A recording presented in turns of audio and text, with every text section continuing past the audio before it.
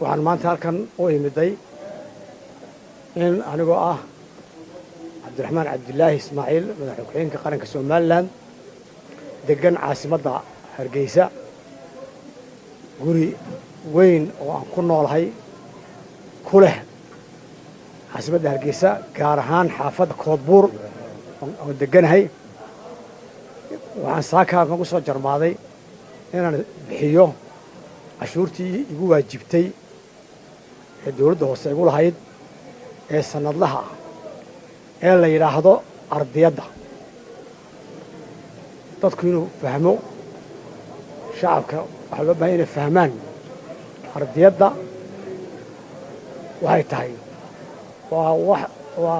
waa cashuur sanadla ah oo qof kasta oo muwaadina oo caasimada magaalooyinka Somaliland degan lagu leeyahay inuu bixiyo sanadkii hal mar ardiyadaasi gurigaa waxaan mulkiyey 2015 mulkiyey waxa ardiyaddii koowaad igu waajibtay 2016 ee igu waajibtay ardiyaddii koowaad kaan joogno 2020 oo dabcan ah ardiyaddu waa sanadka waa qadim dhamaasho laguma qaado sida cashuuraha qaarkood waxaa lagu qaadaa qadim baa lagu qaadaa in sanadka aad bixiso qadinkiisa aad bixiso bilowgiisa sida liisanka oo kale waa la mid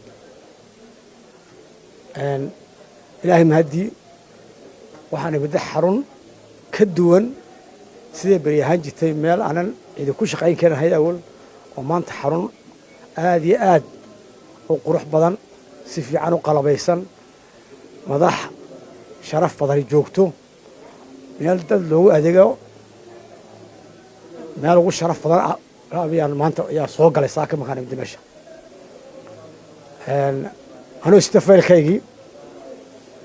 anoo sita faylkaygii ayaan la imiday waxaan maray borosaskii meesha yaallay waxaan bixinayaa ardaydaydii guriga lagu lahaa qiimeyn baa la sameeyey qiimeyntii markii la sameynaa qoladii lacagta qabanaysaan u tegey qoladii lacagta qabanaysaan markaa aan iga qabatay lacagtii la qiimeeyey iga qabatay marka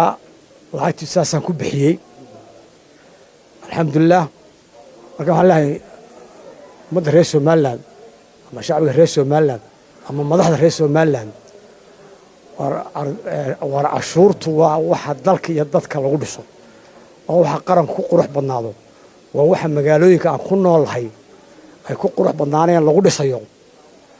marka qofku ay bixinayo wax weyn sa kuma aha laakiinse markay isku tagto ayay noqonaysaa lacag badan dhaqaale badan oo waajibka aad ka rabtaan madaxda aad doorateen degmooyinka ama magaalooyinka aad doorateen waajib aad ka rabtaan waxay ku fulin karaan marka aad waajibkaa ka baxdo waajibkiina aad ka baxdaan ee cashuurtii laydinku lahaa aad bixisaan ayaad idinkana aad ku leediin waajibkii in cashuurtaa laydinku qabto magaalada laydinku qurxiyo adeegyadii asaasiga loo baahnayd magaalada u baahnayd laydinku qabto taasaa keenaysa marka waxaan leeyahay cashuurta iyo xaqa dowladaha hoose dadka ku leeyihiin laa carab walaa cajab waa loo siman yahay madax iyo mijaba sheekh iyo shariif inay wada hoggaansamaan oo nin walba ardiyadda lagu leeyahay ama cashuurta loo leeyahay tu kale xitaa noqotay dowladda xitaa noqotee wixii cashuur ku waajibtay waxaa waajiba in shacabka reer Somaliland xilis ka saaro si dalkan u dhismo dalkeenu ku dhismaayo baryo kuma dhismayo wuxuu ku dhismayaa waxaan inagu leenahay waxaan inagu aan isku kaashanay oo aynu isku geynay oon xooggeena muruqeena maalkeena maskaxeena midaynaba iyo qarankan ku dhismayaa saa darteed waxaan mar labaad mar saddexaad leeyahay iyayna arrintu naga noqonin miskiin baa miska la fuulale in qofka miskiinka laga xoog badan yahay ee sharciga la jiirjiiri karayo ee albaabka laga soo goosan karayo kawn in cashuurta laga qaado maahine waa inuu ka horeeyaa ka dhaqaalaha haystaaye ka magaca masabka haystaaye ardayadii waxa kugu leh ardayadu waa mast cid walba waa lagu leeyahay kula lagu nool yahay oo qof iska leeyahay iyo kawe u kareysanayo dawladda dhexe waxa ku leedahay kaliya iyadoo aqalada kareysan aqi kareysan iyo dawladda dhexe wax ku leedahay laakiin dawladda hoose ku kasta way ku leeyihiin marka waxaan ku soo guranayaa halkayga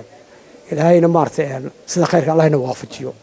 sida khayrka Allahna waafajiyo masiibooyinka jirana ilaahay hayna garan mariyo abaaraha geeska Afrika ee saameeyana ilaahay waxaan ka rajaynayaa in maartay